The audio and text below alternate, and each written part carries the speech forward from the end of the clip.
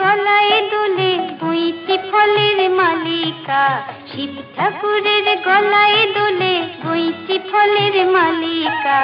গলায় দড়ি কে পরালো, ওর গলায় দড়ি কে পরালো, বল না গৌরী বালিকা। শিব ঠাকুরের গলায় দোলে বইটি ফলের মালিকা। শিব ঠাকুরের গলায় দোলে বইটি ফলের মালিকা।